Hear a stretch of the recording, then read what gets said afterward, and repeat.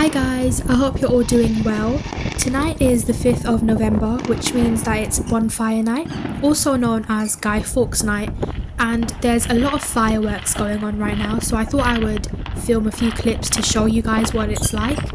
But the problem is that whenever I pick up my phone to record, the fireworks, there's not as many fireworks, but whenever I'm not recording, there's so many. So I couldn't really show you guys what it's actually like, but I tried to film whatever I could, and I hope you guys do enjoy it. And for those of you that don't know the story behind Fawkes Night, it's basically a day where we remember the gunpowder plot of 1605. It's when Guy Fawkes and his fellow Catholic conspirators, they planned to blow up the Parliament and assassinate James I of England.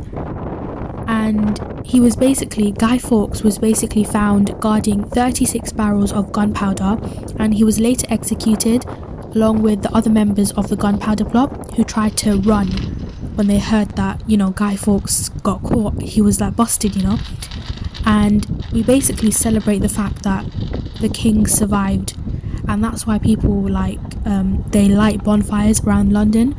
Obviously we don't, my family and I don't do that, but it just happens around the UK, so that's why I wanted to film it.